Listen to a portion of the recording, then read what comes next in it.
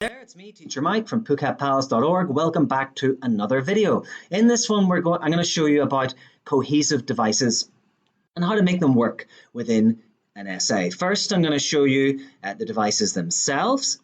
I won't spend too long on that because you probably know them already if you're studying a course 7.5 and above. But more importantly, I'll show you a model essay after that, which you can see some of these cohesive devices working in action within the essay itself.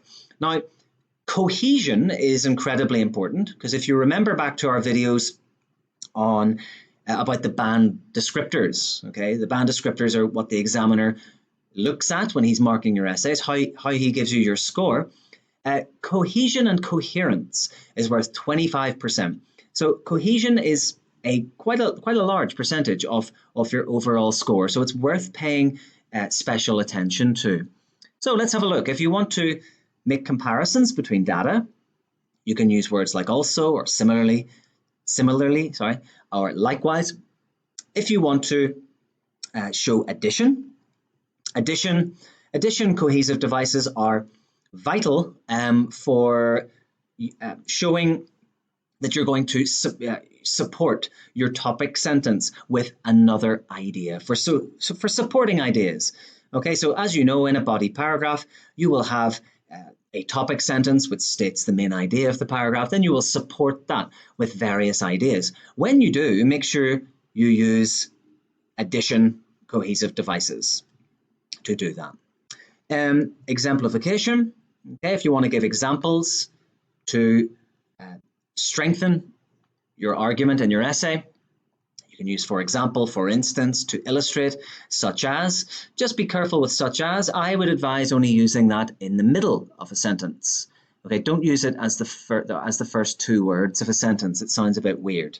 So in my essays, generally I will use for example once in body 1. I'll use for instance once in body 2, and I'll probably use such as at least probably once in each body paragraph. It's a very useful little cohesive device. Sequencing, again, this is basic stuff. Again, it's about your supporting ideas. So if you have a number of supporting ideas that support your topic sentence, then make sure you use first, second, and third just to sequence them. It links everything nicely together. And remember, linking things together is the best way to think about cohesion within your essay. And as I mentioned in an earlier video, cohesion, some students think cohesion is just about linking the essay together. So linking the introduction to body 1, linking body 1 to body 2, and linking the conclusion to the rest of the essay. That's a large part of it, yes. But what you also have to think about is the internal linking of each paragraph. So, within your body 1, within body 2, do the sentences link to each other? Do they flow naturally, or are they kind of stop-starty? If they're kind of stop-starty and sound a bit unusual, you haven't linked them together properly. You haven't used, effective cohesive devices. So this idea of cohesion is between paragraphs and within the paragraphs themselves. And you'll see that in my model answer in a little bit. Okay, moving on. Other cohesive devices show contrast. So, however, in contrast, and conversely, show result, because, as a result, thus, therefore. Okay, now these are very important. Contrast and result are very, very important. When you have stated a topic sentence, maybe you have explained that idea, maybe you have given an example already, and maybe you want to develop the ideas in the paragraph a bit more. So you give a result, you show a consequence of what you're talking about, or you can show a contrast of what you're talking about, which gives your writing a nice balance within the paragraph. You can practice these things in your free time. Also, you can use a reformulation. Okay, so again, that might be when you have written a topic sentence, you've explained it, you've given an example, maybe you think your example is a little bit complex, then you want to reformulate it slightly to put it into words that are a little bit easier to understand. You can use phrases such as put more simply, or in other words, or in simple terms. Personally, I don't use reformulation that often, but sometimes I do. If I feel that if my example if it's a little bit complex, I will reformulate slightly. But definitely contrast I will use probably in every opinion essay anyway. Result I'll definitely use in every essay, and yeah, that's about it. So let's move on.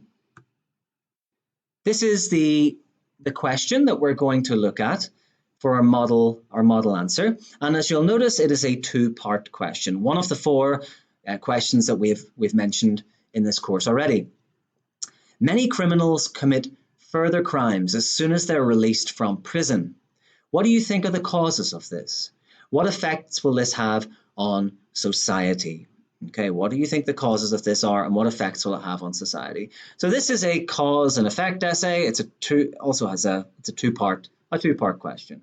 Okay, in the IELTS task 2, in IELTS essay task 2, sometimes you get asked what are called problem solution questions as a two-part question, where you get, in this bit, it'll say there's a problem and how you're going to solve that. Sometimes it's cause and effect. What are the causes and what are the effects? But really, it's nothing to worry about. You just have to plan your answer effectively and follow my instructions, really. Okay, so let's have a look. And remember, we're focusing on cohesion here in this model answer. And again, it's about criminals commit further crimes as soon as they are released from prison. What are the causes of this and the effects on society? Let's have a look. So for the introduction, I used a two-sentence introduction. And if you refer to the video before, we talked about two-sentence introductions and three-sentence introductions. For this essay, I chose a two-sentence one. I thought it made more sense. For some essays, it'll feel more natural to write a three-sentence introduction, but practice both and see whatever feels right for you. Let's read. After being released from jail, many prisoners reoffend, causing unquantifiable misery for citizens. This essay will discuss the causes of this phenomena and its impact. Okay, so there we go. That's it. Simple little introduction, takes you 2 minutes, 2 sentences, get it over with, and then get into the meat of your essay, your 2 body paragraphs for which you pick up most of your points. Notice here I've got the linking language in red. Okay, the cohesive devices, the cohesive language is in red. Let's have a little read. There are many factors that cause offenders to break the law once they leave jail. Okay, so that's our topic sentence. Okay, so notice that we're saying factors that cause offenders to leave jail. And if you remember from the question, the first question is all about what are the causes? Okay, so the first body paragraph will directly address the first question. And this is the same if you have a problem solution essay. You'll talk about the problems in body 1 and the solutions in body 2. Cause and effect, causes in body 1, effect in body 2. There are many factors that cause offenders. Offenders are people who break the law, to break the law once they leave jail. The most important of these, so that's our first bit of linking language, the most important of these, okay, we're talking about the factors here, is that prisons bring together dangerous and criminally minded individuals. Okay, if such people, again, we're referring to these criminally minded individuals, such people, if such people live side by side, this creates countless opportunities to learn new illegal skills and develop the criminal mindset. For example, so we develop our ideas here. In Thailand, minor criminals are forced to live in tiny cells with murderers and rapists and other dangerous people. Then we develop it even more with a result. As a result, often the petty criminal, that's someone who does minor crimes, quickly develops a range of new skills in order to survive. Okay, sadly, these newfound skills, again, we're linking back to the sentence before, sadly, these newfound skills are the only means they have for getting by once released. Then we give a consequence here. Okay, and this is again, thus. So we're showing a consequence. Thus, the cycle of violence, theft, etc., continues. Okay, so you can see the cohesive devices there. Some of them are linking us to the sentence before. Some of them are giving direct examples of the sentence before. Some of them are giving results of the sentence before. And some of them are giving, again, a consequence, result of the sentence before. This links us to the sentence here as well. Okay, so body 2, reoffending prisoners negatively impact society in many ways. Okay, so negatively impact or negatively affect society in many ways. Okay, remember the effects this will have on society. We're saying it negatively impacts society in many ways. For instance, notice here we use for instance, here we use for example. Don't repeat for example because you want to mix up your vocab and get your lexical resource points. Okay, get your vocab points. For instance, many jails fail to rehabilitate offenders. Okay, rehabilitate means to make people better again. Okay, change them from being bad to being well. For example, if someone is a murderer and they are rehabilitated, this might mean that maybe they learn new skills, or they talk to a psychologist, or they get a university degree. And this then makes them see that murder is not the best thing to be doing in this world, and they become good again, good human beings again.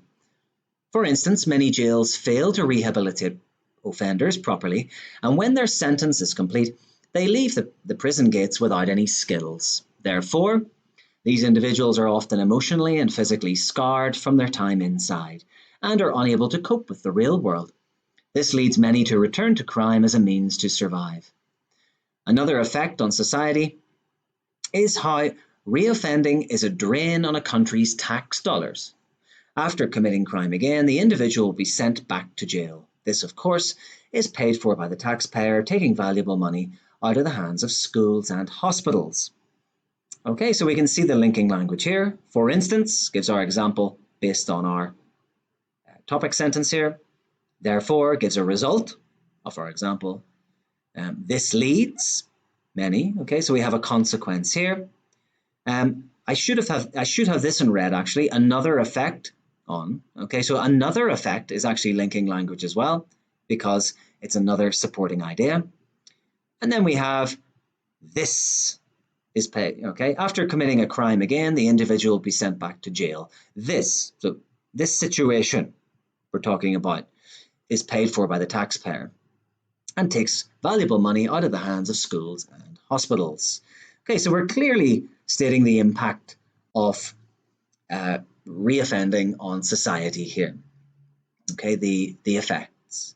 Then in the conclusion, we have as has been shown above as our linking language. That's a useful phrase for you all. As has been shown above kind of just links our nice conclusion to the rest of the essay, to definitely to the body, and that provides nice cohesion. Sometimes students don't have that kind of linking device in their at the start of their conclusion, and it can feel a little bit disconnected from the rest of the essay, but you can just copy that phrase as has been shown above.